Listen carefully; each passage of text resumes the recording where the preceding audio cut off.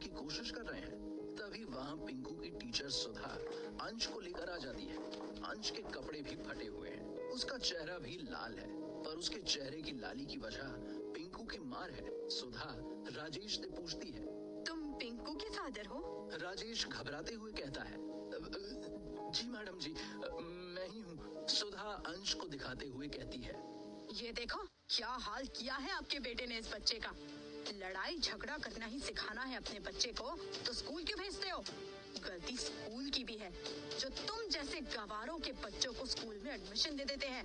ये सुनते ही राजेश को गुस्सा तो बहुत आता है, पर वो अपने आप को काबू कर लेता है। एक तो वो नहीं चाहता कि उसके बच्चे को स्कूल से निकाला जाए, और दूसरा वो सनी के लिए प्रॉब्लम नहीं बढ़ाना चाहता, क्योंकि सनी ने ही उसके बच्चे का एडमिशन स्कूल में कराया है। पर सनी को सुधा के बात करने का तरीका बिल्कुल ठीक नहीं लगता। वो उसे फटकार लगाते हुए कहता है, हम बच्चों को स्कूल भेजते हैं कि वो मैनर्स सीखें, पर जिस तरह से आप बात कर रही हैं, मुझे लगता है कि आपको स्कूल जाकर बातचीत करने की तमीज सीखने की जरूरत है। सुधा चिढ़ते हुए कहती है, वेरी नाइस।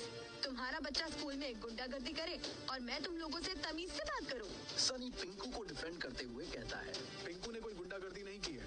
ये लड़का अंश उसे और उसकी फैमिली को गालियां दे रहा था और पहले हाथ अंश ने उठाया है। पिंकू ने अपने सेल्फ डिफेंस और अपनी फैमिली की डिग्निटी को प्रोटेक्ट करने के लिए वायलेंस का यूज किया है। पहले आप पूरी बात पता कीजिए, फिर किसी पर आरोप लगाइए। मुझे क्या करना है वो तुम जैसे अनपढ़ और गवार लोगों से सीखने की जरूरत नहीं है। क्या गलत बोला अंश ने? सही तो कहा कि पिंकू में से गोबर की बदबू आती है। तुम जैसे गांव के लोग शहर में आकर गंदगी फैलाते हो। ये सुनते ही सनी अपना आपा खो देता है। उसने एक्सपेक्ट नहीं किया था कि इतने बड़े स्कूल की टीचर की सोच इतनी छोटी होगी। सनी का मन तो कर रहा है कि वो सुधा को सबक सिखाने के लिए पिंकू की तरह ही वायलेंस का यूज करे, पर उसने औरतों पर हाथ उठाना नहीं सीखा। सनी चिल्लाते हुए कहता है, शट अप बेवकूफ औरत। टीचर के नाम पर धब्बा हो तुम। तुम्हें समझ भी आ रहा है कि तुम क्या बोल रही हो? काश मैं एक औरत होता तो अभी तुम्हारा वो हाल करता कि पूरी लाइफ याद रखती तुम। मैं तुमसे कोई बात नहीं करना चाहता। जाओ, जाकर प्रिंसिपल को बुलाओ, जाओ। सनी का ये रूप देखकर सुधा की जुबान जो कैंची की तरह चल रही थी वो बंद हो जाती है। वो जहरीली नागिन से डरी हुई चूहिया बन जाती है और अंश को वहीं छोड़कर चुपचाप प्रिंसिपल को बुलाने के लिए चली जाती है। राजेश भी सनी का ये रूप देखकर डर गया है, पर पिंकू खुश है। उसे पता चल गया है कि उसकी टीम स्ट्रांग है और ऑपोजिशन का मुकाबला अच्छे से कर सकती है। उसकी दबी हुई हिम्मत जाग जाती है। तभी वहाँ अंश की मम्मी रानी आती है और अपने बच्चे की हालत देखकर भड़क कर पूछती है, क्या हालत कर दी मेरे बेटे की? किसने मारा तुझे? उसका बेटा अंश रोते हुए कहता है, इस पिंकू ने मारा है मम्मी, इसे छोड़ना मत। चुप हो जा मेरे बच्चे, देख तो मैं इसका क्या हाल करती हूँ। रानी पिंकू को थप्पड़ मारने के लिए उसकी तरफ बढ़ती है, पर इससे पहले कि वो पिंकू को टच भी कर पाए, सनी उसका हाथ पकड़कर कहता है, ये क्या कर रही हैं आप? एक बच्चे पर हाथ उठा रही हैं। रानी सनी को घूरते हुए कहती है, हाथ छोड़ो मेरा। इस पिंकू की हिम्मत कैसे हुई मेरे लड़के पर हाथ उठाने की? आप बड़ी हैं, आप क्यों बच्चों जैसी हरकतें कर रही हैं? बिना जाने किसकी गलती है? आप ऐसे कैसे किसी बच्चे पर हाथ उठा सकती हैं? मुझे तुम्हारे ज्ञान की जरूरत नहीं है। मेरा अंश इसे मारेगा तभी हिसाब बराबर होगा। तुम जानते नहीं हो मैं क्या कर सकती हूँ। अच्छा, मैं जानता तो नहीं हूँ, पर मैं अब जानना चाहता हूँ। दिखाओ, आप क्या कर सकती हो? अभी दिखाती हूँ। रानी अपनी पर्स से अपना फोन निकालकर किसी को कॉल करती है। बात को बढ़ता देख राजेश सनी से कहता है, पिंकू को अंश से माफी मांगने को कहते हैं और बात को यहीं खत्म करते हैं। राजेश जी, आप आराम से खड़े रहो, इन्हें मुझे हैंडल करने दो। अगर आज इन्हें सबक नहीं सिखाया ना, तो फ्यूचर में ये लोग बाकी बच्चों के साथ भी ऐसा ही करेंगे। तब तक रानी फोन रखती है और सनी से कहती है, अभी मेरे हस्बैंड यहाँ आ रहे हैं, देखना उनके आते ही तुम कैसे घुटनों पर बैठकर मुझसे माफी की भीख मांगोगे। सनी पूरे आत्मविश्वास के साथ जवाब देता है, देखते हैं कौन किससे भीख मांगता है। 10 मिनट के बाद वहाँ रानी का हस्बैंड आता है। सनी उसे पहचान जाता है। ये वही मोटा आदमी रुस्तम है जो ग्लोबल इंटरनेशनल क्लब में सिंगर श्रुति के साथ बदतमीजी कर रहा था और सनी ने उसे क्लब से बाहर फेंकवा दिया था। लेकिन अब तक रुस्तम ने सनी को नोटिस नहीं किया है। रुस्तम के पास आते ही रानी रोने का नाटक करने लगती है और कहती है, देखो ना जी, हमारे अंश का क्या हाल किया है इन गवारों ने। और जब मैंने इससे माफी मांगने को कहा तो ये मेरे ऊपर ही बरसने लगे। ऊपर से ये लड़का तो मुझे अकेला समझकर मेरे साथ फिजिकल भी होने लगा जी, टच करने लगा मुझे। रुस्तम अपने बेटे और वाइफ की हालत देखकर बहुत गुस्सा हो जाता है और सीधा सनी की तरफ चार्ज करते हुए कहता है, तेरी हिम्मत कैसे हुई मेरी वाइफ को टच करने की? तू नहीं जानता कि मैं कौन हूँ। लेकिन जैसे ही वो सनी को गौर से देखता है, वो उसे पहचान जाता है। उसकी आंखों के सामने वो मंजर आ जाता है जब क्लब से सनी ने उसे बेइज्जत करके निकलवाया था। आज उसे अपनी इस बेइज्जती का बदला लेने का मौका मिला है। रुस्तम इस मौके का फायदा कैसे उठाएगा? सनी को देखते ही रुस्तम को अपनी ग्लोबल इंटरनेशनल क्लब में हुई बेइज्जती से ज्यादा ये बात याद आ गई कि सनी ग्लोबल क्लब का ब्लैक कार्ड होल्डर है। उसे ये भी याद आ गया कि क्लब का ओनर भी सनी को झुककर सलाम करता है। वो हाथ जोड़ते हुए कहता है, अरे सनी सर, आप, मैंने सोचा नहीं था इतनी जल्दी फिर से आपसे मिलने का सौभाग्य प्राप्त होगा। कैसे हैं सर आप? सनी के पास खड़ा राजेश भी सोच रहा है कि इतनी जल्दी तो गिरगिट भी रंग नहीं बदलता जितनी जल्दी इस आदमी ने अपना रंग बदला है। सनी आराम से खड़ा होकर इस पूरे तमाशे के मजे ले रहा है। अपने पति के बदले हुए तेवर देखकर रानी सोच में पड़ जाती है कि ये सही में उसका पति रुस्तम है या कोई और है।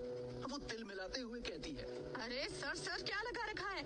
इनके लड़के ने ही हमारे अंश को मारा है। रुस्तम थोड़ा चिढ़ते हुए रानी से कहता है, क्या तुम भी छोटी छोटी बातों का पतंगड़ बना देती हो? ठीक तो खड़ा है अपना अंश, बच्चों के बीच ये सब चलता रहता है। जाने दो। रानी को ऐसा लग रहा है जैसे वो किसी और आदमी से बात कर रही है, क्योंकि अगर ये उसका हस्बैंड होता तो अभी तक सनी का कचूमर बना चुका होता। रानी और चिढ़ते हुए पूछती है, जाने कैसे दूं? क्या हो गया है आपको? इस लड़के ने मुझे टच करने की कोशिश की है, समझ रहे हैं आप? रुस्तम उसे समझाते हुए कहता है, किस्मत खुल गई तुम्हारी रानी। सर आदमी नहीं है, पारस मणि है। जिस चीज को भी टच करते हैं वो सोना बन जाती है। सोना, समझी? अब बेकार की बकवास बंद करो और सर को नमस्ते करो। रुस्तम रानी को आंखों से इशारा करके समझाने की कोशिश करता है कि वो इस बात को यहीं दबा दे, पर रानी नहीं समझती। वो और गुस्से में कहती है, तुम्हारा दिमाग खराब हो गया है रुस्तम, पर मेरा नहीं। मैं अभी इस बच्चे को सबक सिखाती हूँ। इसकी हिम्मत कैसे हुई मेरे अंश को मारने की? जैसे ही रानी पिंकू को मारने के लिए आगे बढ़ती है, रुस्तम उसके गाल पर एक कस के थप्पड़ मारता है, जिसकी गूंज पूरे स्कूल में सुनाई देती है। फिर वो दबी आवाज में रानी के कान में कहता है, बेवकूफ, ये लड़का शहर के रईस लोगों में से एक है, ग्लोबल इंटरनेशनल क्लब का ब्लैक कार्ड होल्डर है। मतलब समझती है इसका? पूरी दुनिया में बस 3 ही लोग हैं जिनके पास ब्लैक कार्ड है। इसकी ब्लैक लिस्ट में आ गई तो पूरे शहर में फेस ब्लैक करके गधे पर बैठा के घुमाएगा ये। चुप हो जा। थप्पड़ लगने के बाद फाइनली रानी के कान के पर्दे खुल जाते हैं और उसे अपने पति की बात सुनाई भी देने लगती है और समझ भी आने लगती है।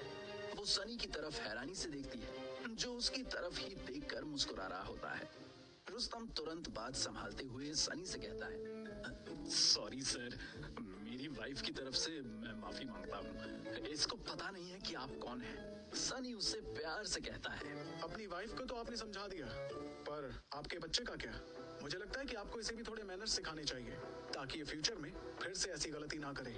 रुस्तम तुरंत कहता है, अब एकदम ठीक कह रहे हैं आप, इसकी माँ के प्यार ने इसे बहुत बिगाड़ दिया है। चलो अंश, अपने फ्रेंड से माफी मांगो। अंश मुंह फुलाकर कहता है, He is not my friend. Rustam अपने बेटे को समझाने की कोशिश करता है कि वो अपनी माँ की तरह और काम खराब ना करे और चुपचाप पिंकू से माफी मांग ले, और अगर वो पापा की बात मानेगा तो वो उसे बैटरी वाली कार दिलाकर देंगे। ये सुनते ही अंश पीकू से माफी मांग लेता है। पीकू और राजेश दोनों के चेहरे पर स्माइल आ जाती है। राजेश जानता है कि अगर सनी नहीं होता तो गलती ना होते हुए भी उसे ही रुस्तम से माफी मांगनी पड़ती। अब रुस्तम बोलता है, चलिए सर, मैटर सॉल्व हो गया, मैं चलता हूँ। Sorry once again Sunny sir. जैसे ही रुस्तम और उसकी फैमिली जाने के लिए मुड़ती है, सुधा टीचर वहाँ आ जाती है और रुस्तम से कहती है, अच्छा हुआ सर आप आ गए। यही है वो बदतमीज लड़का जिसने आपके बच्चे को मारा है, और इसका गार्डियन तो इससे भी ज्यादा बदतमीज है। रुस्तम बात टालते हुए उससे कहता है, सुबह मैडम, आप पहले पूरी बात पता किया करो। पेरेंट्स टीचर मीटिंग में भी मैंने नोट किया है कि आपको बच्चे के बारे में कुछ याद नहीं होता। अंश को वंश बोला था आपने लास्ट टाइम।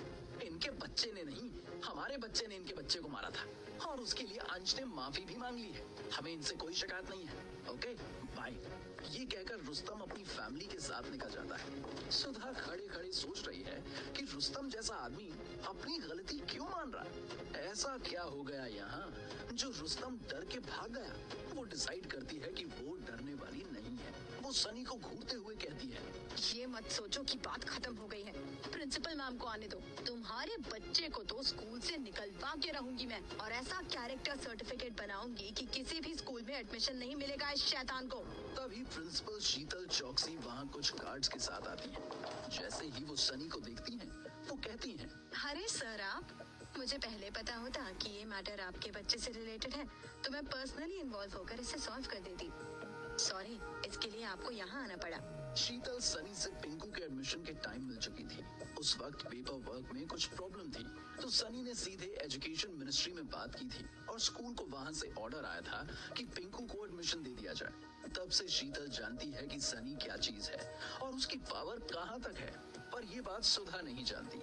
इस वक्त वो शीतल की तरफ ऐसे देख रही है जैसे उसका सबसे खतरनाक हथियार फुस हो गया हो। वो शिकायत भरे लहजे में कहती है, शीतल मैम, ये बहुत बदतमीज लड़का है। ये मुझ पर बहुत जोर से चिल्लाया। इतना तो मेरे पापा भी कभी मुझ पर नहीं चिल्लाए।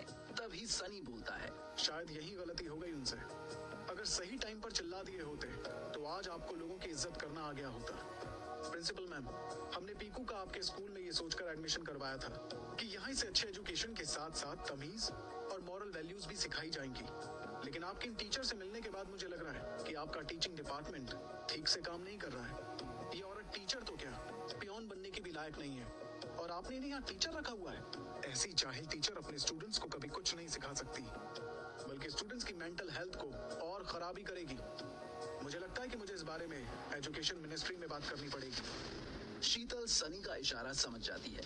उसे सुधा के बारे में पहले भी कंप्लेंट्स आ चुकी हैं, पर उसे लगा था कि वो सुधर जाएगी, पर आज उसने गलत आदमी से पंगा ले लिया और अपने पैर पर खुद कुल्हाड़ी मार ली है। शीतल सनी से रिक्वेस्ट करते हुए कहती है, सर, आपको मिनिस्ट्री में कॉल करने की जरूरत नहीं पड़ेगी।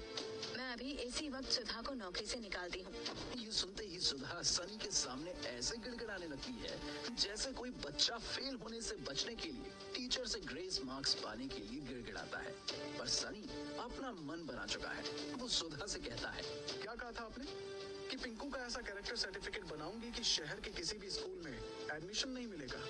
अब आपको ऐसा टर्मिनेशन लेटर मिलेगा कि पूरी कंट्री में आपको टीचर की जॉब नहीं मिलेगी। और प्रिंसिपल मैम, आप प्लीज ध्यान रखना कि पिंकू और पिंकू जैसे और बच्चों के साथ इस स्कूल में भेदभाव ना हो और उन्हें पढ़ने के लिए अच्छा एनवायरनमेंट मिले। ये कहकर सनी पिंकू और राजेश के साथ वहाँ से चला जाता है।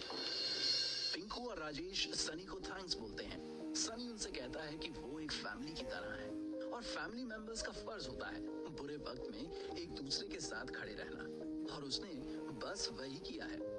सनी राजेश और पिंकू को अपने रेस्टोरेंट ले जाता है। वहाँ पहुँचने के बाद राजेश अंदर जाने से डरता है और सनी से कहता है, सर, यहाँ तो खाना बहुत महंगा होगा, कहीं और चलते हैं। सनी उसका हाथ पकड़ते हुए कहता है, राजेश जी, आप आओ मेरे साथ, बिल की टेंशन मत लो। तभी पिंकू तपाक से बोलता है, तो क्या हम खाना खाकर बिल नहीं देने वाले? फिर तो ये लोग हमें पुलिस के पास भेज देंगे। सनी उसके गाल खींचते हुए कहता है, ये ऐसा कुछ भी नहीं करेंगे, क्योंकि ये रेस्टोरेंट आपके सनी भैया का ही है। अब बताओ क्या खाओगे? पिंकू खुश होते हुए कहता है, जो आप खाओगे सनी भैया, वही मैं भी खाऊंगा। ठीक है, चलो फिर शेफ नेहा से बोलते हैं कि वो हमारे लिए कुछ अच्छा सा बनाए। सनी राजेश और पिंकू के साथ जैसे ही टेबल पर बैठता है, तभी नेहा वहाँ आ जाती है और सनी के साथ पिंकू को देखती है। नेहा वैसे ही सनी से श्रुति को लेकर चिड़ी हुई है। पिंकू को देखते ही वो गुस्से में सनी से पूछती है, ये तुम्हारा बेटा है क्या? तभी राजेश बीच में बोलता है, नहीं नहीं, ये मेरा बेटा है पिंकू। पिंकू, दीदी को नमस्ते करो। ये सुनकर नेहा के दिल को चैन पड़ता है। पिंकू नेहा नेहा से कहता है, हेलो दीदी, मुझे भूख लगी है। ओके पिंकू, अभी इंतजाम करते हैं आपकी भूख का। बोलो क्या खाओगे आप? जो भी सनी भैया खाएंगे वही मैं खाऊंगा। आप क्या खाओगे भैया? सनी नेहा की तरफ देखते हुए कहता है, जो तुम्हारी दीदी प्यार से बनाएंगी वही खा लेंगे। ठीक है, तो पिंकू के लिए स्ट्रॉबेरी पेस्ट्री और तुम्हारे लिए देखती हूँ कि किचन में क्या पड़ा है। नेहा सनी को टेढ़ा लुक देकर चली जाती है। सनी जानता है कि नेहा उससे नाराज है। जैसे ही वो उससे बात करने के लिए उसके पीछे जाने लगता है, उसे मलिक का कॉल आता है। सनी फोन रिसीव करते हुए कहता है, हेलो मलिक अंकल, मैं आपको ही फोन करने वाला था। बहुत दिन हो गए आपसे मिले हुए। रेस्टोरेंट आ जाओ, साथ में खाना खाते हैं। मलिक सामने से कहता है, ओ मेहता साहब, बहाने मत बनाओ। आपको कहाँ मेरी याद आती है? कुआं कभी प्यासे को थोड़ी याद करता है, प्यासा ही कुएं को याद करता है कि नहीं? ऐसी बात नहीं है मलिक अंकल, मेरे लिए तो आप मजे के कुएं हो, जिससे मिलकर मेरी मस्ती की प्यास बुझती है। आपसे मिलकर स्ट्रेस गायब हो जाता है। थैंक यू मेहता साहब, पर आज मैंने स्ट्रेस देने के लिए फोन किया है। मैं कुछ प्रॉपर्टी परचेज करने की सोच रहा हूँ। मैं चाहता हूँ आप भी थोड़ा पैसा प्रॉपर्टी में डाल दो।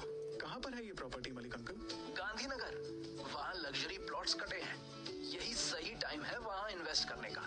मैं लिख के दे रहा हूँ, ये इन्वेस्टमेंट आपको आपकी टाइम टेक्नोलॉजी से ज्यादा प्रॉफिट कमा कर देगी। मैंने सुना है उन प्लॉट्स के बारे में। सुनो मत, अपनी आंखों से आकर देखो एक बार। प्योर गोल्ड है। सही बताऊं, मैंने आपको पार्टनरशिप में ये प्रॉपर्टी लेने के लिए फोन किया है। मेरे पास पैसे कम पड़ रहे हैं, आप साथ आ जाओगे तो दोनों मिलकर पैसे बनाएंगे। एक बार आकर देख लो प्रॉपर्टी। आपने देख ली मतलब मैंने देख ली। मुझे आपकी नजर पर खुद से ज्यादा विश्वास है।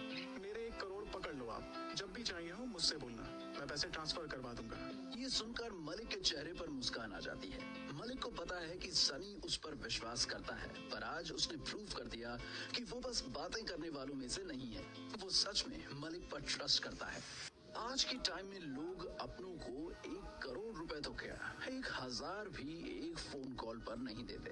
पर सनी ने मलिक को पैसे देने से पहले एक बार सोचा भी नहीं। यही सोचकर मलिक काफी इम्प्रेस हो जाता है। वो सनी से कहता है, एक बार प्लॉट देख लेते तो अच्छा होता सनी। किसी पर इतना विश्वास करना भी सही नहीं है। सनी शांति से कहता है, अपने लोगों की मदद करने से पहले सही और गलत नहीं सोचा जाता मलिक अंकल। आप भी इतना मत सोचो। इन्वेस्टमेंट अच्छा लग रहा है तो लगा दो पैसे। मैं युक्ति को बोलूंगा, वो आपके अकाउंट में पैसे ट्रांसफर कर देगी।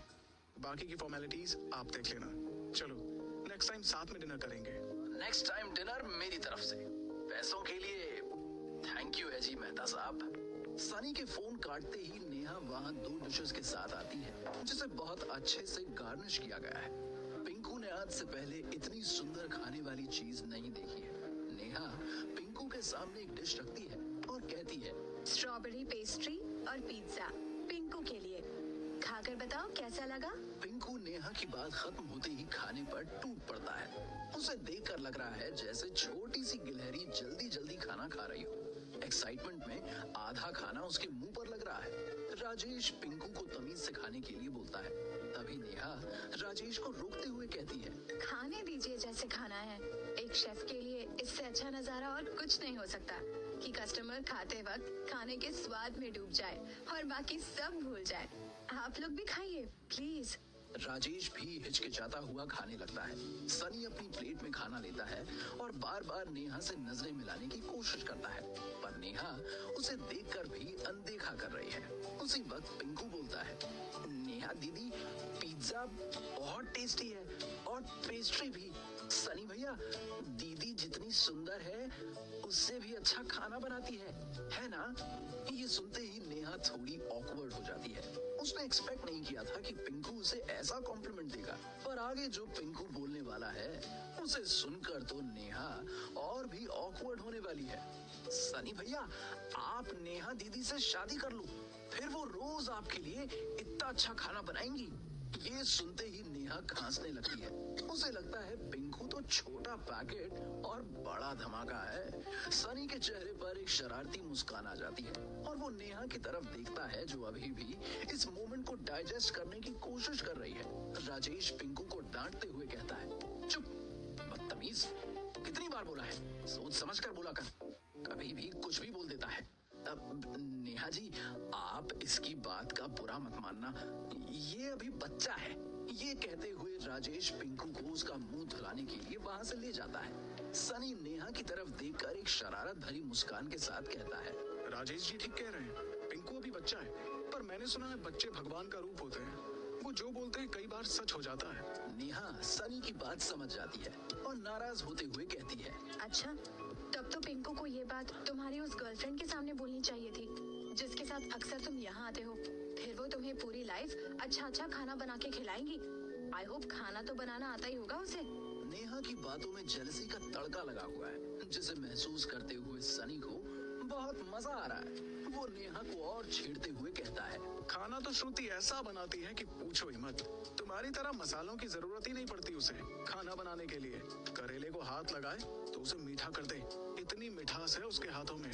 ये सुनकर नेहा का गुस्सा पॉपकॉर्न की तरह फूटता है।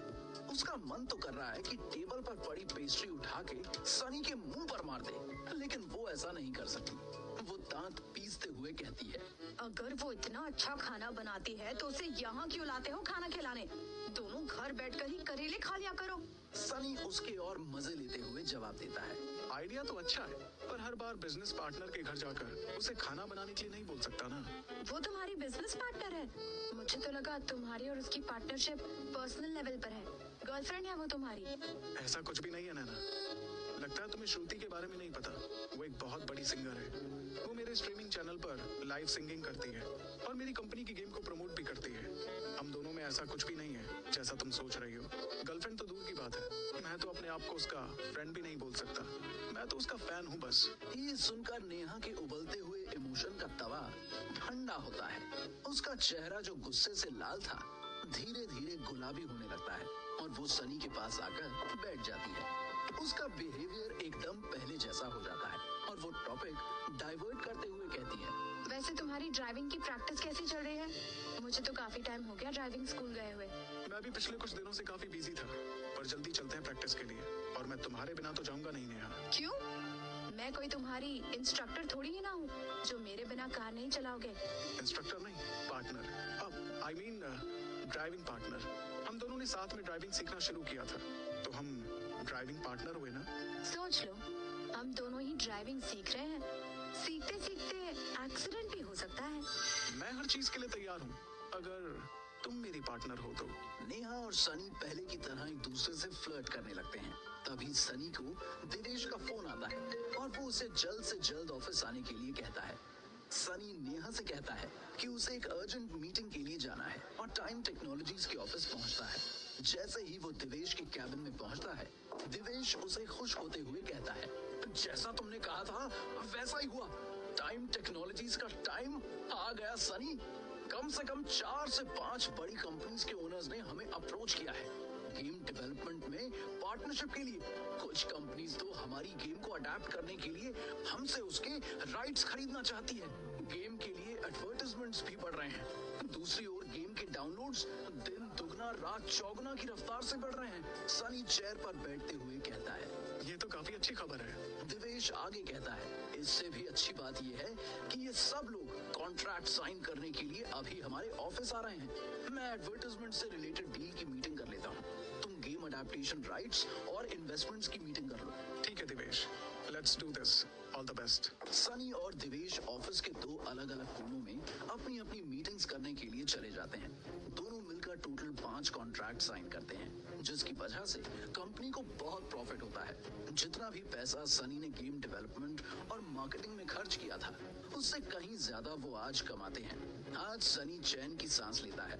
अब तक वो टेंशन में था कि वो दादाजी का दिया हुआ चैलेंज कैसे पूरा करेगा, पर आज उसे लग रहा है कि वो ठीक रास्ते पर है और वो जल्द ही अपने एसेट्स को डबल कर देगा। ऐसा होते ही उसके दादाजी उसे उसके पेरेंट्स के बारे में बताएंगे कि आखिर उनके साथ हुआ क्या था। डील करने के बाद सनी जैसे ही दिवेश के कैबिन में वापस आता है, वो देखता है कि ऋषभ दिवेश के साथ बहस कर रहा है। वो पूछता है, क्या बात है दिवेश जी, सब ठीक है? दिवेश शिकायत भरी टोन में कहता है, सनी, ऋषभ नहीं चाहता कि तरुण और उसकी टीम हमारे साथ काम करे। ये कह रहा है कि हमें उन्हें अपनी कंपनी से निकालना होगा। ऋषभ जी, तरुण और उसकी टीम को मैंने हायर किया है। अगर आपको उनसे कुछ प्रॉब्लम है तो तो आप मुझे बताओ, दिवेश को नहीं। ऋषभ अपसेट होकर कहता है, तरुण और उसकी टीम की बात तो बाद में करूंगा, पहले तुमसे निपटता हूँ। तुम्हें पता है सनी, मुझे गेमिंग इंडस्ट्री से शुरू से ही प्रॉब्लम थी, पर तुम्हारे इंसिस्ट करने पर मैंने एक चांस लिया। हुआ क्या? कुछ भी नहीं। गेम मुश्किल से अपना कॉस्ट ही रिकवर कर पाई है। याद है ना हमारी क्या डील हुई थी? मुझे हमारी डील अच्छे से याद है, पर लगता है कि आप भूल गए हो। डील ये थी कि अगर गेम कंपनी को प्रॉफिट बना कर देगी तो कंपनी में आपकी डिसीजन मेकिंग पावर खत्म हो जाएगी। याद आया? ऋषभ अकड़ते हुए कहता है, इस बात को याद रखने का अब क्या फायदा सनी? गेम ने वैसा परफॉर्म ही नहीं किया जैसा तुमने कहा था। दिखाओ कहाँ है गेम का प्रॉफिट। तभी सनी टेबल पर उन फाइल्स को रखता है जिनमें वो सारे कॉन्ट्रैक्ट्स हैं जो अभी अभी वो दूसरी कंपनीज के साथ साइन करके आया है। सनी कहता है, ये रहा प्रॉफिट। गेम को डेवलप करने के लिए मैंने 2 करोड़ रुपए इन्वेस्ट किए थे, जिसमें से ऑलमोस्ट 90% गेम ऑलरेडी रिकवर कर चुकी है। और ये हैं एक्स्ट्रा 2 करोड़ के कॉन्ट्रैक्ट्स जो हमें गेमिंग एडेप्टेशन के राइट्स, एडवर्टीजमेंट्स और फर्दर गेम डेवलपमेंट की डील साइन करने पर मिले हैं।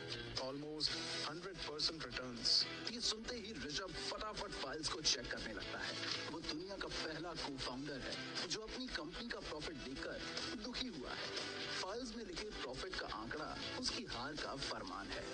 ऋषभ का उतरा हुआ चेहरा देखकर सनी तंज कसते हुए कहता है, ऋषभ जी, आपने लाइफ में बहुत काम किया है, अब आपका आराम करने का टाइम आ गया है। मैं और दिवेश जी कंपनी संभाल लेंगे, आप अपनी रिटायरमेंट लाइफ को एंजॉय कीजिए। ऋषभ ने सोचा भी नहीं था कि कल का आया हुआ लड़का उसे उसकी ही कंपनी से रिटायर कर देगा। ऋषभ फाइल्स पटक कर गुस्से में वहां से चला जाता है। उसके जाते ही सनी सब एम्प्लॉइज को इकट्ठा करके एक अनाउंसमेंट करता है। आज हमारी कंपनी गेमिंग इंडस्ट्री में one of the leading company बन चुकी है और ये आप लोगों की मेहनत की वजह से हुआ है। इसलिए हर एम्प्लॉय को इस महीने की सैलरी के साथ साथ 1 महीने की सैलरी एज अ बोनस दी जाएगी। और इस मोमेंट को सेलिब्रेट करने के लिए आज शाम को कंपनी एक पार्टी ऑर्गेनाइज कर रही है। आपके साथ साथ आपके फैमिली मेंबर्स भी इस सक्सेस को एंजॉय करना डिजर्व करते हैं। तो आज सब हाफ डे तक अपना काम खत्म करके घर जाओ और अपनी फैमिली के साथ पार्टी में आ जाओ। सारे एम्प्लॉइज सनी के इस जेस्चर के लिए उसे प्रेज करते हैं और फटाफट काम खत्म करने में लग जाते हैं। सनी एक 5 स्टार होटल में सबके लिए पार्टी अरेंज करता है। पार्टी शुरू हो जाती है और सब एम्प्लॉइज एंजॉय कर रहे हैं। उस वक्त सनी दिवेश और सैंडी के साथ बैठा हुआ है।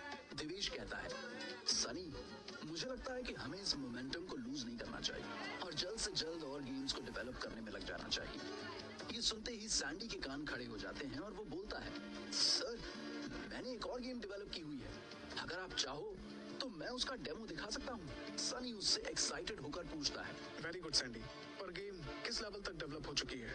सैंडी तुरंत कहता है, बेसिक स्ट्रक्चर रेडी है सर, आई एम श्योर कि आपको गेम पसंद आएगी। तो देर किस बात की, दिखाओ अपनी नई गेम। सैंडी कहता है कि डेमो देखने के लिए उन्हें ऑफिस जाना होगा क्योंकि गेम उसके ऑफिस कंप्यूटर में है। सनी दिवेश और सैंडी को कहता है कि वो अभी ऑफिस जाकर गेम को चेक करेंगे। सनी तरुण को भी अपने साथ चलने के लिए कहता है। वो अपना ड्रिंक खत्म करके ऑफिस के लिए निकल जाते हैं। ऑफिस पहुंचने पर सैंडी गेम का डेमो देता है। गेम का बेसिक स्ट्रक्चर तो ठीक है, पर सनी को गेम की ऑपरेटिंग सिस्टम के बारे में ज्यादा पता नहीं है, तो वो तरुण की तरफ देखकर पूछता है, क्या लगता है तरुण जी, गेम में पोटेंशियल है या नहीं? तरुण स्ट्रेट फॉरवर्ड जवाब देते हुए कहता है, मुझे नहीं लगता कि इस गेम में दम है। तरुण का जवाब सैंडी को बहुत रूड लगता है। सनी सैंडी के चेहरे पर गुस्सा और डिसअपॉइंटमेंट देख सकता है। वो जानता है कि तरुण को टेक्निकल हेड बनाने का डिसीजन उसका था। सनी के पूछने पर तरुण कहता है कि सैंडी की नई गेम अच्छी नहीं है। सैंडी और दिवेश को ये बात अच्छी नहीं लगती। सनी तरुण से पूछता है, आपको इस गेम में क्या कमी लगी? तरुण स्क्रीन के पास जाकर बताता है, सबसे पहले तो गेम के इंटरफेस के जो ग्राफिक्स हैं, उनकी कलर स्कीम और एस्थेटिक्स बहुत ही बेसिक है। बाकी तो गेम को एक बार टेस्ट करके पता चलेगा। सनी तपाक से बोलता है, तो देरी किस बात की, हम पार्टी छोड़कर यहाँ आए ही इसलिए हैं। आप गेम को टेस्ट करना शुरू करो। तरुण, जो कि किसी भी गेम की पायरेटेड कॉपी बनाने में एक्सपर्ट है, थोड़ी देर तक गेम को टेस्ट करने के बाद कहता है, ग्राफिक्स के साथ साथ गेम की स्टेजेस पर बहुत काम करना पड़ेगा। एक से दूसरे स्टेज पर जाने पर डिफिकल्टी लेवल बढ़ाना पड़ेगा। इस स्ट्रक्चर को हम गेम के फाउंडेशन की तरह यूज कर सकते हैं, पर अच्छी बात यह है कि इसका कॉन्सेप्ट सही है। It is working for me. ये सुनकर सनी चैन की सांस लेता है और कहता है, गुड। वैसे भी सैंडी ने अभी बेसिक स्ट्रक्चर ही बनाया था, अगर वो ठीक है अकॉर्डिंग टू यू। पर इस गेम को लेकर मेरा ब्रीफ एकदम सिंपल है। मैं ये गेम उन अमीर ज़ादों के लिए बनाना चाहता हूँ जिनके पास पैसे की कोई कमी नहीं है। ये गेम एक एक्सक्लूसिव गेम होनी चाहिए जो पैसे वाले लोगों के बच्चों के लिए एक स्टेटस सिंबल की तरह हो। हर कोई इस गेम को पाना चाहे। वैसे मेरा टारगेट कस्टमर क्लियर है, तो आप भी इस गेम को उस क्लैरिटी के साथ ही डेवलप करना। क्या लगता है तरुण जी, ऐसी गेम को डेवलप करने में कितना टाइम लग जाएगा? तरुण कुछ सोचते हुए कहता है, बेसिक स्ट्रक्चर तो हमारे पास है। अगर पूरी टीम को इस पर लगा दिया जाए तो 1 वीक में हम गेम तैयार कर सकते हैं। सनी एक्साइटेड होकर कहता है, दैट्स फैंटास्टिक। मेरी बस एक रिक्वेस्ट है आप लोगों से। हम एक टीम है और हमें एक दूसरे की कमियों को सुधार कर एक दूसरे की स्ट्रेंथ को बढ़ाना है, ना कि कमियों को हाईलाइट करके एक दूसरे को नीचा दिखाना है। बाकी आप लोग समझदार हैं और आपको इशारा ही काफी है। चलिए, रात काफी हो गई है, कल से काम शुरू करते हैं। सभी लोग अपने अपने घर के लिए निकल जाते हैं। रास्ते में सनी सोचता है कि उसके पास सैंडी जैसा प्रोग्रामर है और तरुण जैसा टेक्निकल हेड। अगर ये दोनों एक दूसरे की स्ट्रेंथ बन जाएं, तो गेमिंग वर्ल्ड में कोई भी उसका मुकाबला नहीं कर सकता। हालांकि ये बात समझने में सैंडी और तरुण को थोड़ा टाइम तो लगेगा, लेकिन टाइम ही तो नहीं है सनी के पास। उसे अपनी एसेट्स को जल्दी से जल्दी डबल करना है ताकि वो जान पाए कि उसके पेरेंट्स के साथ क्या हुआ था। ये सोचते हुए रात निकल जाती है। अगले दिन सनी अपने पहले पीजी वाले एरिया में कुछ काम से जाता है और वो केडी मार्शल आर्ट क्लब के सामने से गुजर रहा होता है तो उसे याद आता है कि काव्या ने उसे क्लब में आने के लिए बोला था। सनी भी काव्या से मिलना चाहता है, इसलिए वो क्लब में एंटर करता है। क्लब को देखकर सनी को पुराने दिन याद आ जाते हैं। यहीं पर वो नैना को इम्प्रेस करने के लिए मार्शल आर्ट सीखने आता था। उसके पास फीस के पैसे नहीं होते थे, इसलिए ट्रेनिंग के बदले वो पूरा क्लब साफ किया करता था। अभी सनी को वहाँ देखकर बाकी स्टूडेंट्स उसका मजाक बनाने लगते हैं। अरे अरे, देखो कौन आया है, सिंगल पसली पहलवान। लगता है रास्ता भूल गया है। चलो बेटा, जाओ यहाँ से, चोट लग जाएगी तुम्हें। सनी उनकी बातों पर ध्यान नहीं देता।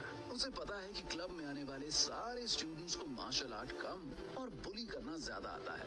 क्लब की हालत को देखकर उसे लगता है कि वहाँ सालों से कोई भी इम्प्रूवमेंट नहीं हुई है। ये क्लब कम और गुंडों का अड्डा ज्यादा लग रहा है। तभी काव्या सनी को नोटिस करती है और उसके पास आकर कहती है, good to see you Sunny. मुझे तो लगा था अब तुम्हें क्लब में कोई इंटरेस्ट नहीं है, इसलिए यहाँ कभी नहीं दिखोगे। सनी मुस्कुराते हुए कहता है, क्लब में नहीं, मुझे तुमसे मिलने में इंटरेस्ट था, इसलिए आ गया। काव्या भी हंसते हुए कहती है, अच्छा, मार्शल आर्ट्स का तो पता नहीं, पर बातें करने की आर्ट में काफी एक्सपर्ट हो गए हो तुम। बहुत टाइम के बाद आए हो, चलो तुम्हें क्लब दिखाती हूँ। जैसे ही काव्या सनी को अपने साथ ले जाने लगती है, पीछे से एक स्टूडेंट सनी को कहता है, सनी, पिछली बार की मार भूल गया क्या, जो वापस क्लब में आ गया? सनी आवाज की तरफ मुड़ता है और देखता है कि ये लड़का जय सिंह है, जो सनी को बुली किया करता था जब सनी क्लब आया करता था। इन जैसे लड़कों से ही काव्या सनी को बचाती थी। सनी उसे अवॉइड करके काव्या के साथ आगे चलता है। जय सिंह सनी के पास आकर कहता है, क्या यार, इतना बड़ा हो गया तू, पर अब तक तूने काव्या के पीछे छुपना नहीं छोड़ा। काव्या क्लब की वाइस प्रेसिडेंट जरूर है, पर उसके पास किसी को क्लब से निकालने की अथॉरिटी नहीं है, इसलिए जय सिंह जैसे लड़के उसका मजाक बनाने से भी नहीं चूकते। काव्या गुस्सा होकर कहती है, जय सिंह, तुम्हें दिख नहीं रहा कि सनी तुम्हारी फालतू बातों का जवाब देने में इंटरेस्टेड नहीं है? तुम अपनी प्रैक्टिस करो और इसे अकेला छोड़ दो। जय सिंह काव्या को आंख मारते हुए पूछता है, इसे अकेला छोड़ दूं या तुम दोनों को अकेला छोड़ दूं? बहुत दिनों के बाद लव बर्ड्स मिले हैं, गुडरगू करने का मन कर रहा होगा, है ना? ये सुनते ही वहाँ खड़े लड़के काव्या पर हंसने लगते हैं। अभी तक सनी जय सिंह के मुंह नहीं लगना चाहता था, पर अब बात उसकी नहीं काव्या की थी, जो उसे बचाने के लिए हमेशा इन लोगों से लड़ती थी। सनी ने सोचा आज वो काव्या के लिए स्टैंड लेगा। वो जय सिंह से भिड़ते हुए कहता है, मुझे लगा था इतना टाइम बीत गया है तो तुझमें थोड़ी अकल आ ही गई होगी, पर जय सिंह, तू तो अभी तक गधे का गधा ही है और गधे के मुंह लगने का काव्या का मन नहीं है। ये सुनते ही जय सिंह का चेहरा ऐसा हो जाता है जैसे सोते वक्त किसी ने उसके ऊपर ठंडे पानी की बाल्टी डाल दी हो। वो सनी की हिम्मत देखकर हक्का बक्का रह गया है। उसने सोचा भी नहीं था कि काव्या के पीछे छुपने वाला सनी उसे ऐसा जवाब दे सकता है। अब बारी है जय सिंह की सनी को जवाब देने की। वो गुस्से से सनी के चेहरे की तरफ एक पंच मारता है और सनी फुर्ती जय सिंह इम्बैलेंस होकर जमीन पर गिर जाता है। सनी के मूव को देखकर काव्या जय सिंह से भी ज्यादा हैरान है।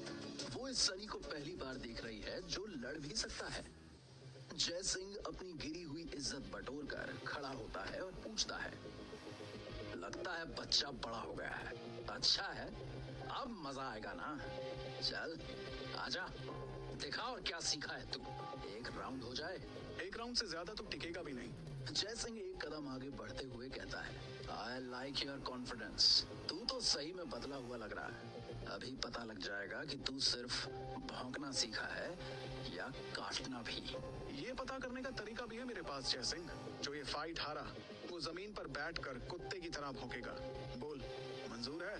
ये सुनते ही जय सिंह और उसके दोस्त हंसने लगते हैं। जय सिंह क्लब का बेस्ट फाइटर है और सनी उसके सामने कुछ भी नहीं है। काव्या सनी के कॉन्फिडेंस को देखकर खुश है, पर उसकी सेफ्टी को लेकर घबरा रही है। तभी जय सिंह चैलेंज एक्सेप्ट करते हुए कहता है, मंजूर है, पर मेरी भी एक शर्त है। मैं जिस नस्ल के कुत्ते की आवाज में बोलूंगा, उसी नस्ल के कुत्ते की आवाज में भौंकना होगा तुझे।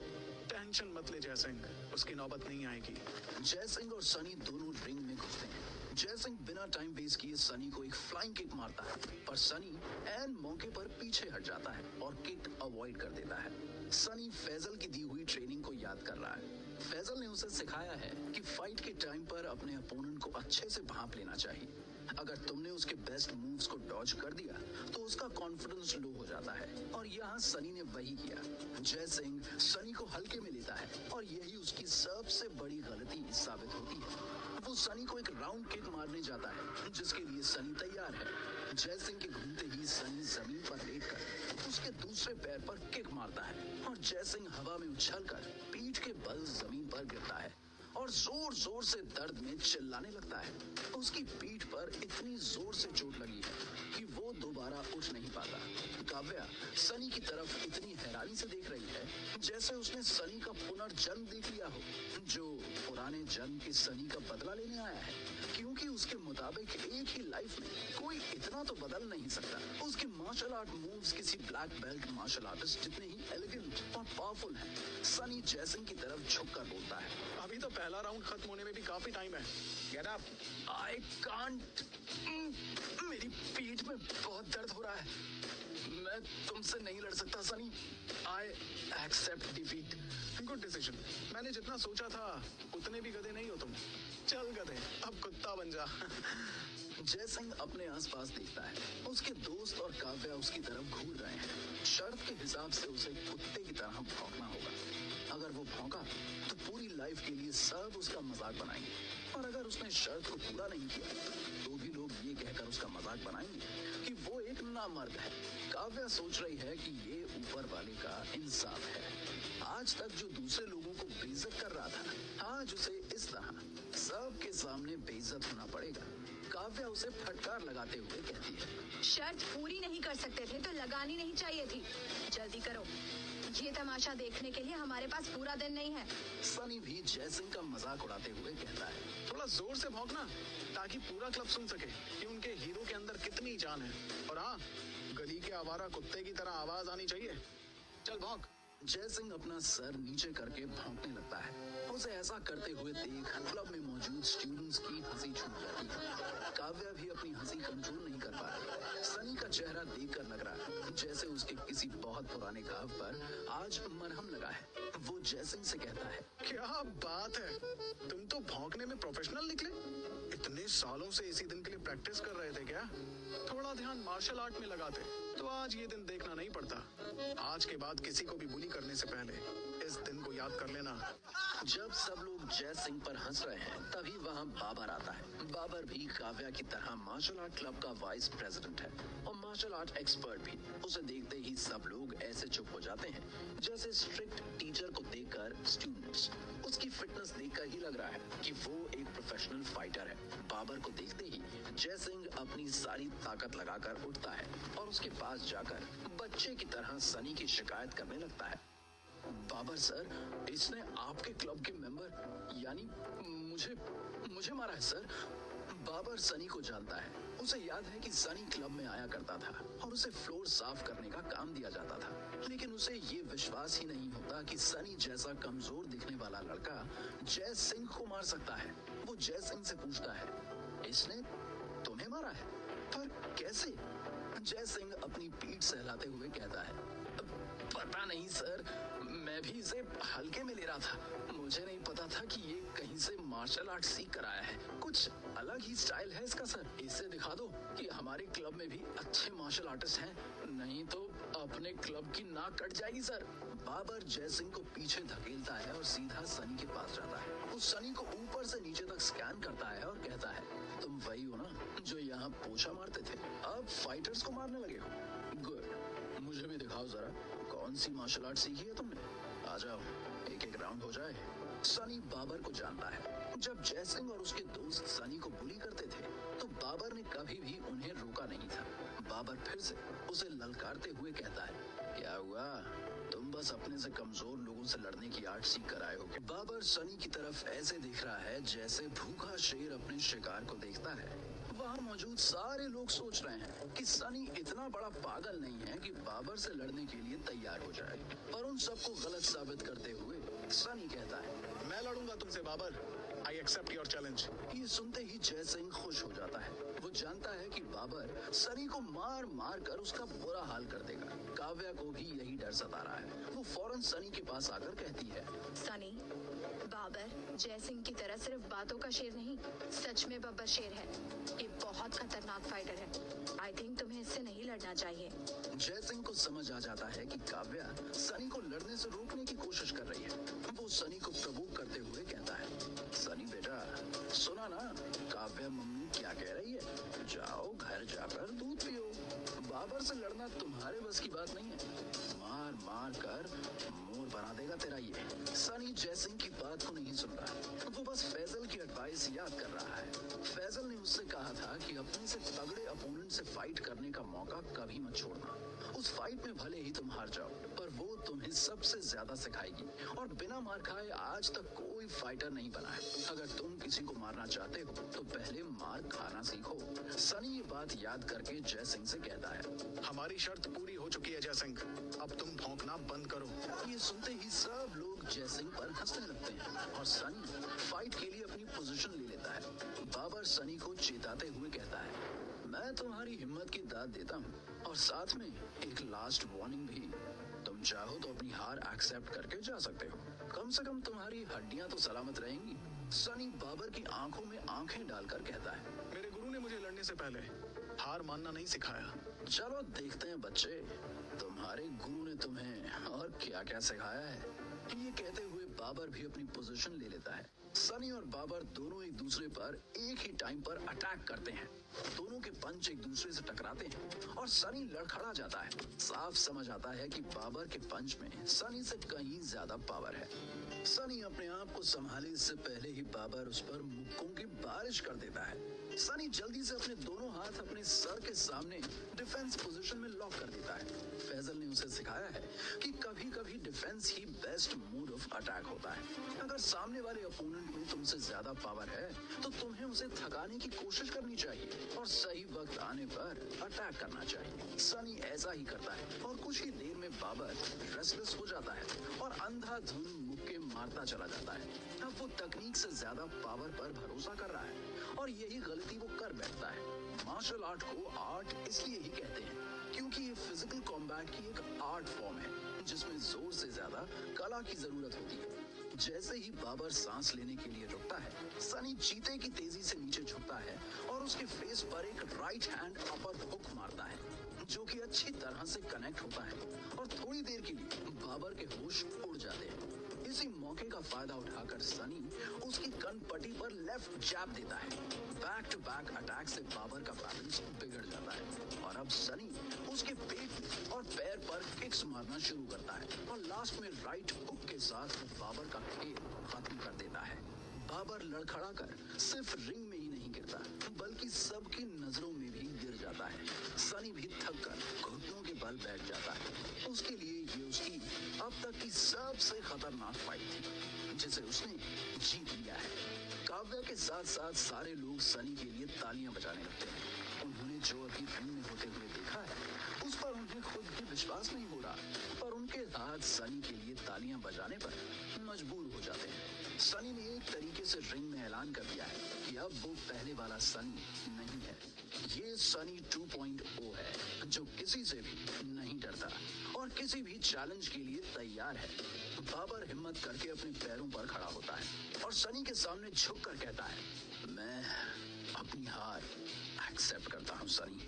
सनी भी एक प्रोफेशनल फाइटर की तरह उठता है और बाबर के सामने झुककर बोलता है, thank you for the fight Babar. तुम्हारे साथ रिंग में उतर के बहुत कुछ सीखने को मिला मुझे।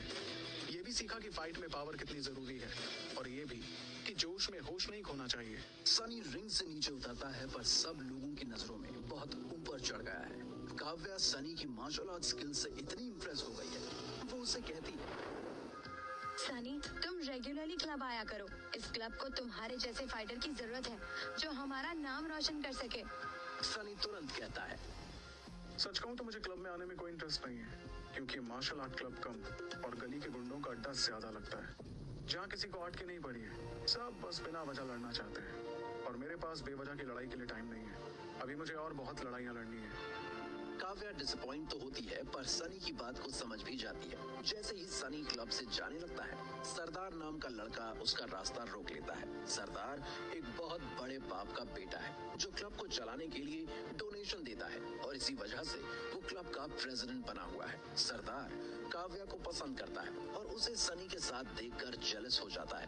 वो सनी का मजाक उड़ाते हुए काव्या से पूछता है, काव्या ये वही सनी है ना जो यहाँ फ्लोर साफ किया करता था? हाँ, ये वही सनी है और अभी अभी इसने हमारे क्लब के 2 फाइटर्स को भी साफ कर दिया है। वाइस प्रेसिडेंट बाबर तुम्हें डिटेल में बताएंगे कि ये सनी ने कैसे किया। चलो सनी, मैं तुम्हें बाहर तक छोड़ाती हूँ। तभी सरदार उसका रास्ता रोकते हुए कहता है, इसे देखने से तो लग रहा है कि ये अच्छे से देख सकता है, अंधा नहीं है। तुम्हें इसे बाहर छोड़ने जाने की जरूरत नहीं है, ये खुद चला जाएगा। मुझे तुमसे कुछ बात करनी है। काव्या जानती है कि सरदार उसे जानबूझकर रोक रहा है और क्योंकि वो क्लब का प्रेसिडेंट है तो उसे सरदार की बात माननी पड़ती है। सनी समझ जाता है कि सरदार काव्या को डोमिनेट कर रहा है और ये उसे पसंद नहीं आता। वो काव्या से कहता है, तुम सिर्फ यहाँ काम करती हो काव्या, किसी की गुलाम नहीं हो तुम। गुलाम नहीं, रानी है ये, मेरे दिल की रानी, और मैं राजा हूँ इसका। बकवास! मैंने तुम्हें कितनी बार कहा है सरदार कि मेरे सपने देखना छोड़ दो। हमारे बीच ना तो कुछ है और ना ही कभी कुछ हो सकता है। ये सुनकर सरदार बेशर्मी से हंसता है और कहता है, तुम्हारे पास कोई चॉइस नहीं है काव्या। मैंने हम दोनों के लिए डिसीजन ले लिया है और वो फाइनल है। आज नहीं तो कल तुम्हें मेरे साथ ही रहना है और ऑप्शन ही क्या है तुम्हारे पास। ये क्लब मेरे पैसे से चलता है, तुम्हारी सैलरी मेरे पैसे से आती है। नौकरानी से रानी बनाना चाहता हूँ मैं तुम्हें, तुम मुझे ना कर ही नहीं सकती।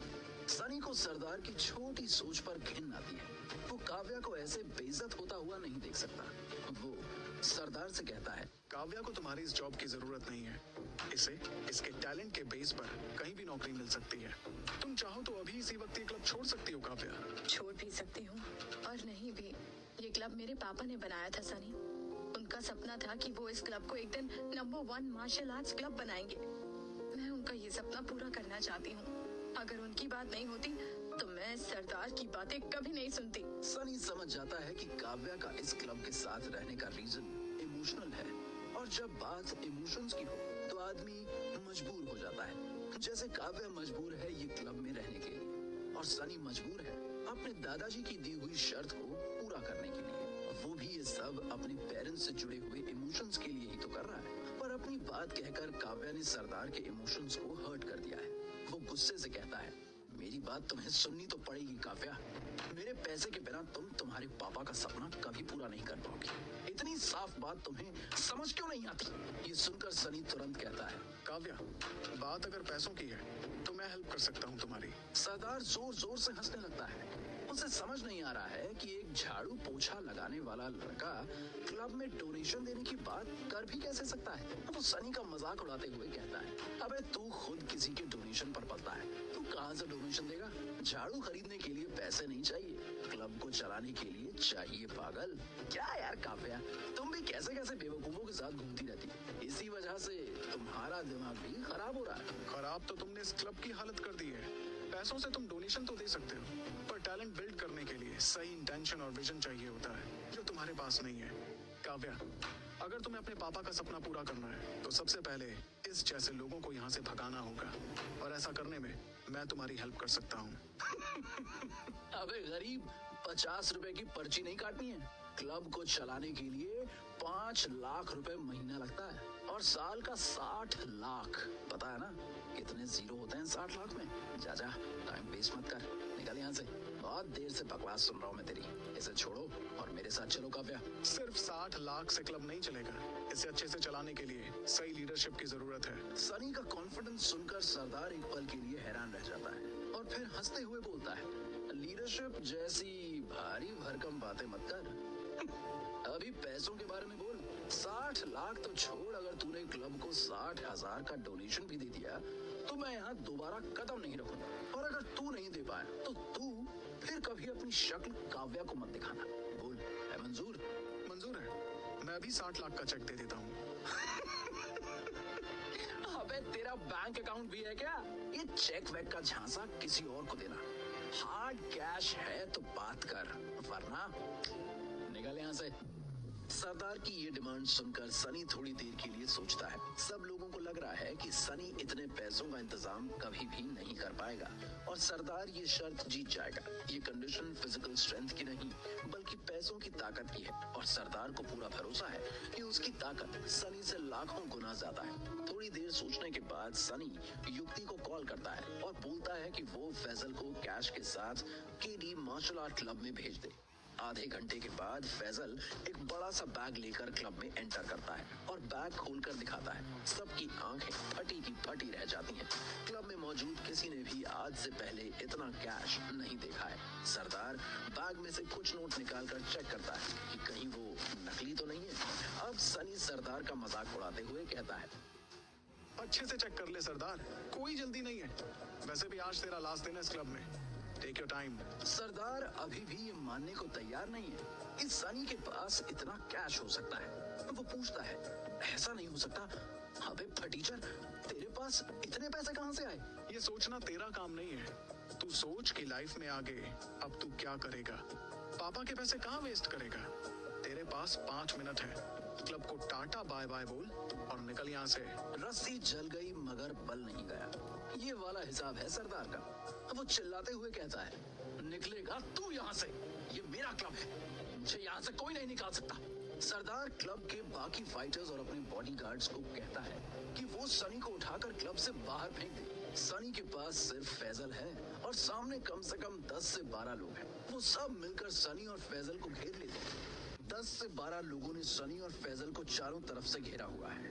सरदार के एक इशारे पर वो सब सनी और फैजल पर टूट पड़ेंगे। इससे पहले कि ऐसा कुछ हो, काव्या एक बार फिर सनी को बचाने के लिए आगे आती है और कहती है, सरदार, अगर तुम सही में सनी को हराना चाहते हो तो अपने गार्ड्स और बाकी फाइटर्स की हेल्प क्यों ले रहे हो? खुद फाइट क्यों नहीं करते सनी के साथ? सरदार अपने एक्शंस को जस्टिफाई करने के लिए कहता है, ये सब काम हम जैसे बिजनेसमैन नहीं करते। इसके लिए ही तो मैंने इन बॉडीगार्ड्स को रखा है, और ये क्लब के फाइटर्स किस दिन के लिए ट्रेन हो रहे थे। अगर आज मेरे काम ही ना आ पाए, पर मैं इन सब को रोक सकता हूँ अगर सनी मुझसे माफी मांग के चुपचाप यहाँ से चला जाए और ये पैसों का बैग यहीं छोड़ जाए। सनी सरदार की बेशर्मी पर हंसते हुए कहता है, छोड़ के तू जाएगा और माफी भी मांगेगा, मुझसे भी और काव्या से भी। ये सुनते ही सरदार अपने लोगों को सनी की बोलती बंद करने का इशारा करता है। इससे पहले कि उनमें से कोई भी सनी को टच भी कर पाए, फैजल बिजली की तेजी से उन पर टूट पड़ता है। सनी अपनी जगह पर ही खड़ा रहता है और फैजल उसके सामने एक ढाल की तरह खड़ा होकर उस तक आने वाले हर एक वार का जवाब देता है। फैजल को लड़ते हुए देखना किसी आर्टिस्ट को पेंट करते हुए देखने जैसा है, और ये आर्टिस्ट 2 से 3 मिनट के अंदर अपनी पेंटिंग खत्म कर देता है। जो लोग सनी को सबक सिखाने वाले थे वो उसके पैरों में पड़े हुए हैं। सरदार की आंखें डर और हैरानी से ऐसे खुली हुई हैं जैसे उसने अभी अपने सामने भगवान शिव को तांडव करते हुए देखा हो। सबको धूल चटाने के बाद फैजल चुपचाप एक सिपाही की तरह सनी के पीछे जाकर खड़ा हो जाता है। सनी सरदार के पास आकर कहता है, और कोई फाइटर है तो उन्हें भी बुला ले सरदार, मुझे कोई जल्दी नहीं है, आज यहाँ की पूरी सफाई करके ही जाऊंगा मैं। सरदार अपने सेंसेस में वापस आता है। वो समझ गया है कि अगर अब उसने सनी से और कोई बदतमीजी की तो उसका भी वही हाल होगा जो उसके गार्ड्स का हुआ है। वो एकदम भीगी बिल्ली बनकर कहता है, नहीं, और कोई नहीं है, और मैं भी नहीं हूँ, मैं दिख रहा हूँ पर मैं हूँ नहीं, और आज के बाद यहाँ कभी दिखूंगा भी नहीं। ये क्लब तुम्हारा हुआ। सनी उसे चेतावनी देते हुए कहता है, क्लब और काव्या के आसपास भी मत देखना, वरना सही में किसी को नहीं दिखाई देगा, ऐसे गायब करूंगा तुझे। सरदार और उसके गार्ड्स वहां से अपने सर पर पैर रखकर गायब हो जाते हैं। सनी पीछे घूमता है और नोटिस करता है कि जयसिंह और बाबर अभी भी वहीं खड़े हैं, और फिर उसे समझ आता है कि वो भी सरदार की तरह अपनी ही जगह पर डर के मारे जम गए हैं। सनी उनके पास जाता है और धीरे से पूछता है, तुम लोग चाहो तो और भी मार खा सकते हो, मैं भी थका नहीं हूँ, बोलो क्या करना है। ये सुनते ही वो दोनों एक दूसरे की तरफ देखते हैं और बिना कुछ कहे वहां से चले जाते हैं। अब सनी काव्या के पास आकर कहता है, काव्या, अब तुम्हें सरदार परेशान नहीं करेगा, तुम जैसे चाहो इस क्लब को चला सकती हो और अपने पापा के सपने को पूरा कर सकती हो। तुम्हें और भी किसी चीज की जरूरत हो तो मुझे बताना। काव्या पैसों से भरे हुए बैग को देखती है और फिर शक भरी नजरों से सनी को देखती है। कुछ टाइम पहले तक सनी के पास खाने के पैसे भी नहीं हुआ करते थे, और आज उसने एक कॉल पर इतने सारे पैसे अरेंज कर दिए। वो थोड़ा हिचकिचाते हुए सनी से पूछती है, सनी, बुरा मत मानना, पर तुम कुछ गलत काम तो नहीं करने लगे हो ना? I can understand your concern Kavya, कोई भी इतने सारे पैसों को देखकर यही सोचेगा, पर ऐसा कुछ नहीं है। ये पैसे कोई फ्रॉड या चोरी के नहीं है। मैं फैसल को बोलूंगा कि वो इन्हें क्लब के बैंक अकाउंट में डिपॉजिट करा दे, ताकि तुम इन्हें बिना किसी डर के इस्तेमाल कर पाओ। सनी, क्लब को आगे ले जाने के लिए मुझे पैसों के साथ साथ गाइडेंस और विजन की भी जरूरत है, तो यहाँ पर किसी के पास नहीं है तुम्हारे अलावा। तुम्हें देखकर लगता है कि तुम एक मार्शल आर्टिस्ट बन गए हो और जानते हो कि इस आर्ट को सीखने और सिखाने के लिए किस लेवल के डिसिप्लिन की जरूरत होती है। तुम हमारे क्लब के प्रेसिडेंट क्यों नहीं बन जाते? नहीं काव्या, ये नहीं हो सकता। इस क्लब को आज तक तुमने चलाया है और सही यही होगा कि तुम ही क्लब की प्रेसिडेंट बनो। सनी के सिर पर दादाजी के दिए हुए टास्क को पूरा करने का प्रेशर है। इस वक्त वो और कोई रिस्पॉन्सिबिलिटी नहीं लेना चाहता, और काव्या चाहती है कि कैसे भी करके सनी मार्शल आर्ट क्लब का प्रेसिडेंट बन जाए। वो उसे समझाते हुए कहती है, सनी, मैं क्लब में वाइस प्रेसिडेंट की पोस्ट पर हूँ, एंड फ्रैंकली स्पीकिंग मुझे नहीं लगता कि अभी मैं प्रेसिडेंट बनने के काबिल हूँ। मेरी छोड़ो, मैं अभी सबसे पूछ लेती हूँ कि वो मुझे क्लब का प्रेसिडेंट बनते हुए देखना चाहते हैं या तुम्हें। अभी तुम्हारे सामने दूध का दूध और पानी का पानी हो जाएगा। काव्या उसी वक्त वहाँ खड़े हुए मेंबर्स से पूछती है कि वो काव्या और सनी में से किसे प्रेसिडेंट बनते हुए देखना चाहते हैं। सब मेंबर्स सनी को प्रेसिडेंट बनाने के लिए कहते हैं। उनका सपोर्ट देखकर सनी सोच में पड़ जाता है। वो खुद भी ये चाहता है कि कॉलेज के मार्शल आर्ट क्लब में सुधार होना चाहिए। वो खुद को समझाता है कि अगर उसे ऐसा करने का मौका मिल रहा है तो उसे पीछे नहीं हटना चाहिए। ठीक है, मैं टेम्परेरी बेसिस पर प्रेसिडेंट बनने को तैयार हूँ।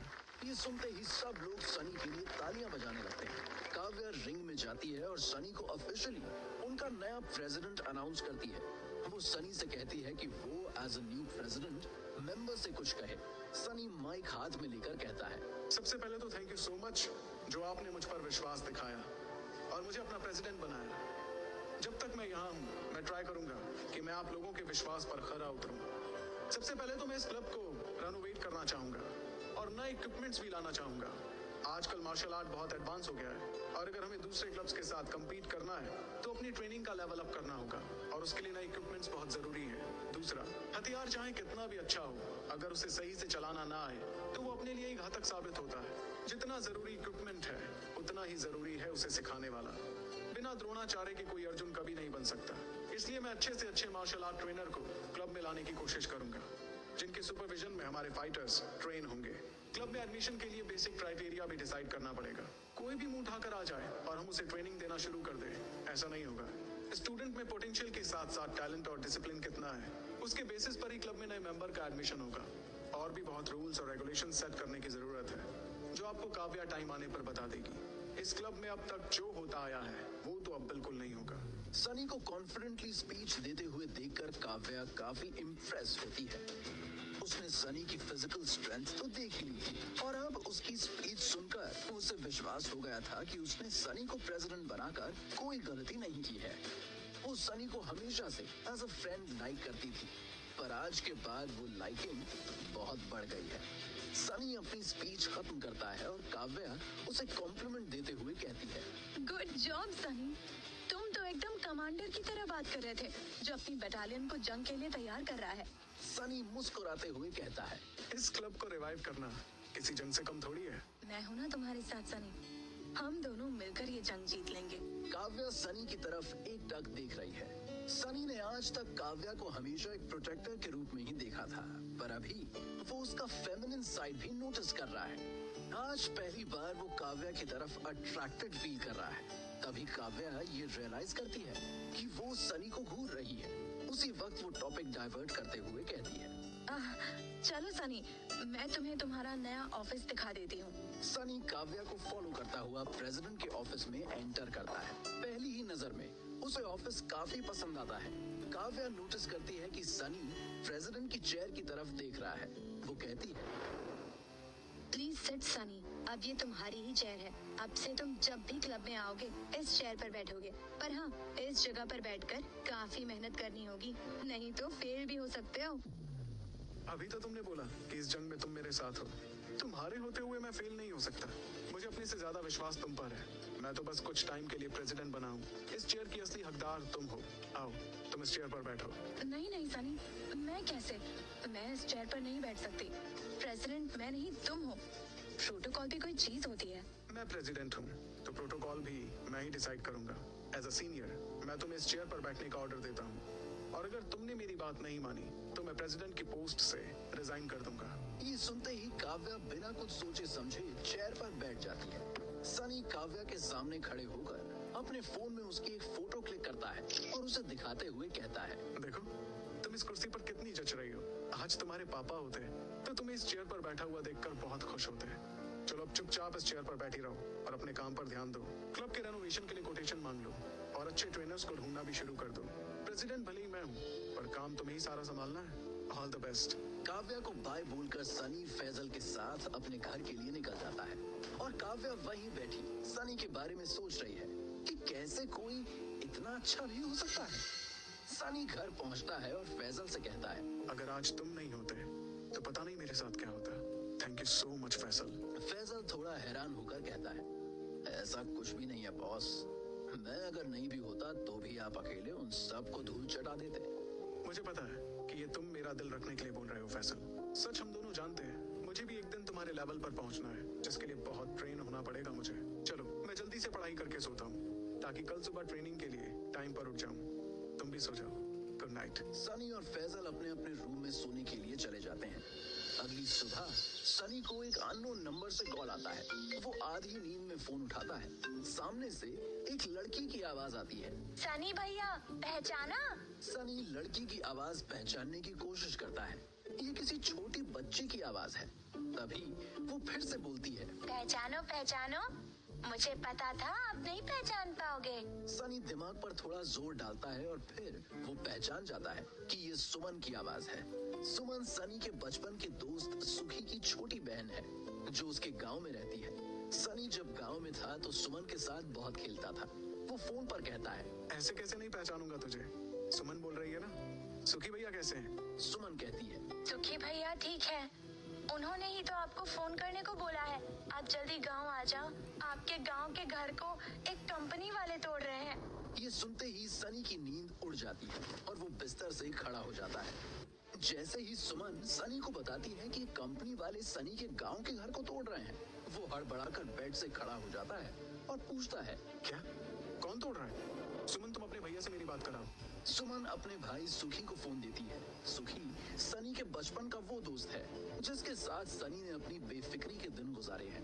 एक वक्त था जब दोनों एक दूसरे से एक पल के लिए भी अलग नहीं होते थे, पर अब वक्त ने दोनों के रास्ते अलग कर दिए। सुखी गांव में ही रह गया और सनी शहर पढ़ने के लिए आ गया। आज दोनों दोस्त बहुत सालों के बाद पहली बार बात कर रहे हैं। सुखी शिकायत भरे लहजे में कहता है, कैसा है भाई सनी? लगता है शहर बहुत रास आ गया तुझे। कभी गांव वाले दोस्तों को भी याद कर लिया कर? सनी थोड़ा इमोशनल होकर कहता है, याद तो बहुत आती है भाई, पर यहाँ कुछ काम बाकी है जिन्हें पूरा किए बिना चैन नहीं मिलेगा। मेरी छोड़, तू बता, तू कैसा है? मैं ठीक हूँ सनी, पर यहाँ कुछ ठीक नहीं है। एक बहुत बड़ी कंस्ट्रक्शन कंपनी आई है गांव में। लोगों की जमीन और घर पर मनमाने ढंग से कब्जा कर रही है। तुम्हारे घर को भी गिराने की बात चल रही है। फोन पर पूरी बात नहीं समझा सकता मैं। तू आ जाएगा तो अच्छा रहेगा। सनी को सुखी की टोन से ही पता चल गया है कि मामला काफी सीरियस है और उसका गांव जाना ही बेहतर होगा। तभी सुखी आगे कहता है, आजा भाई, बहुत दिन हो गए मिले हुए। इसी बहाने पुरानी यादें ताजा हो जाएंगी। नदी में नहाएंगे, फाफड़ा जलेबी खाएंगे और आजकल हवा भी अच्छी चल रही है। छत पर मच्छरदानी लगाकर सो जाएंगे दोनों भाई। जैसे जैसे सुखी बोल रहा था वैसे वैसे सनी की आंखों के सामने पुराने दिनों की यादें एक फिल्म की तरह चल रही थी। सुखी की पिच सुनकर तो सनी गांव जाने के लिए और भी एक्साइटेड हो गया और बोला, मैं आ रहा हूँ। आज यहाँ का काम सेटल करके कल तक वहाँ पहुँच जाऊंगा। मच्छरदानी तैयार रख। ये कहकर सनी फोन रख देता है। फिर सबसे पहले वो अलका को लीव की एप्लीकेशन भेजता है। फिर दिवेश को इन्फॉर्म करता है कि किसी काम से गांव जा रहा है और 1-2 दिन में वापस आ जाएगा। उसके ड्राइवर राजेश के बेटे पिंकू का बर्थडे है, इसलिए सनी ने उसे 2 दिन की छुट्टी दी है। वो फैजल से कहता है कि वो उसका ड्राइवर बनकर उसके साथ गांव चले। गांव पहुंचते ही सनी नोटिस करता है कि वो जैसा अपने गांव को छोड़कर गया था वो आज भी वैसा ही है। उसके गांव के अच्छे दिन तो पता नहीं कब आएंगे, पर सनी को गांव आकर अच्छा लगता है। कार से उतरकर वो अपने घर की तरफ जाता है। उसका हर बढ़ता कदम एक टाइम मशीन की तरह काम करता है जो सनी को उसके पास में ले जाता है। यही वो घर है जहाँ सनी ने चलना सीखा और चलते चलते वो इतना आगे निकल गया कि वापस आने में इतना वक्त लग गया। घर के आंगन में नीम का एक बड़ा सा पेड़ है जिसके नीचे बैठकर सनी सुखी के साथ खेला करता था। सनी घर का ताला खोलकर एंटर करता है और सबसे पहले वो खिड़कियां खोलता है। खिड़कियों से जैसे ही धूप अंदर आती है, यादों के साथ एक कोने में पड़ी किताबों पर बिछी धूल भी साफ नजर आने लगती है। सनी जैसे ही उन किताबों पर से धूल हटाता है, उनमें से एक किताब से एक चिट्ठी गिरती है। वो नोटिस करता है कि ये चिट्ठी उसके फादर गोपाल दास ने उसके लिए लिखी थी, पर कभी दी नहीं। गोपाल दास सनी का बायोलॉजिकल फादर नहीं था। उसे सनी के दादा अशोक मेहता ने सनी का ख्याल रखने के लिए रखा था और जब उसका काम खत्म हो गया तो उन्होंने उसे वापस बुला लिया। और सनी के लिए तो वो उसके फादर ही थे। चिट्ठी में गोपाल ने लिखा है, छोटे मालिक, मुझे पता है कि आपको अच्छा नहीं लग रहा होगा कि मैं आपको इस तरह पुकार रहा हूँ, पर सच तो यही है कि आप मेरे छोटे मालिक हैं और मैं आपका नौकर। मेरी खुशकिस्मती है कि आपके दादाजी ने मुझे आपका ध्यान रखने के लिए चुना, क्योंकि आपके साथ बिताया हुआ हर पल मेरी जिंदगी का सबसे खूबसूरत पल है। कभी कभी तो आप इतनी शरारत करते थे कि मैं भूल जाता था कि मैं आपका पापा नहीं हूँ और आपको डांट देता था। उसके लिए मुझे माफ कर देना। चिट्ठी पढ़ते पढ़ते सनी की आंखें नम होने लगती हैं। वो आगे पढ़ता है, बड़े मालिक ने मुझे जिस काम के लिए आपके साथ रखा था उसे मैंने अच्छे से करने की पूरी कोशिश की और मैं जानता हूँ कि आप भी बड़े मालिक की दी हुई चुनौती को अच्छे से पूरा करोगे और साबित करोगे कि आप में उनका वारिस बनने की सारी खूबियां हैं। जब आप ये काम पूरा कर लोगे तो मैं आपसे मिलने आऊंगा। तब तक मेरी शुभकामनाएं और आशीर्वाद आपके साथ है। आज से पहले भी सनी की आंखों में आंसू आए हैं, पर वो ज्यादातर उन चीजों के लिए थे जो उसके पास नहीं थी और उसे चाहिए थी। पर आज जो आंसू उसकी आंखों में हैं, वो उस आदमी के लिए हैं जिसके होते हुए सनी को किसी भी चीज की कमी नहीं लगती थी। जब वो साथ होता था तो सनी दुनिया का सबसे अमीर आदमी होता था। वो सनी का गुरु भी था और पिता भी। सनी चाहता है कि वो दादाजी का दिया हुआ चैलेंज जल्दी पूरा करे और अपने पेरेंट्स के बारे में जानने के साथ साथ गोपाल से फिर से मिल सके। जब सनी अपने ख्यालों में खोया हुआ है, तभी घर के बाहर से सुमन की आवाज आती है। आप आ गए सनी भैया? सनी भैया? सनी घर के बाहर आता है और सुमन भागती हुई उससे आकर लिपट जाती है। सनी को गांव से गए हुए 1 साल हो गया है और इस 1 साल में सुमन की हाइट और वजन बढ़ गया है। पर सुमन का सनी के लिए प्यार बिल्कुल वैसा ही है। वो नाराज होते हुए कहती है, मैं आपसे बात नहीं करूंगी। आपको मेरी याद नहीं आती है ना, इसलिए आपको पनिशमेंट मिलेगी। ओके सुमन, बोलो क्या पनिशमेंट है मेरी? सोचने दो। हाँ, छुपम छुपाई। मैं छुपूंगी और आपको मुझे ढूंढना है, और अगर नहीं ढूंढ पाए तो मिठाई दिलानी पड़ेगी। ठीक है, तो मैं अपनी आंखें बंद करता हूँ, तुम जाकर छुप जाओ। सुमन छुपने के लिए सनी के घर के अंदर ही चली जाती है। सनी सुमन को ढूंढने लगता है। उसे पता चल जाता है कि सुमन कहाँ छुपी हुई है, पर फिर भी वो ऐसे नाटक करता है जैसे वो सुमन को ढूंढ नहीं पाया और हार मान लेता है। उसके हार मानते ही सुमन बाहर आकर कहती है, नहीं ढूंढ पाए ना, चलो चलो अब मिठाई दिलाओ। मिठाई भी दिलाऊंगा और कुछ और भी। ये कहकर सनी सुमन को लेकर कार के पास जाता है और कार से एक बॉक्स निकालकर सुमन को देता है।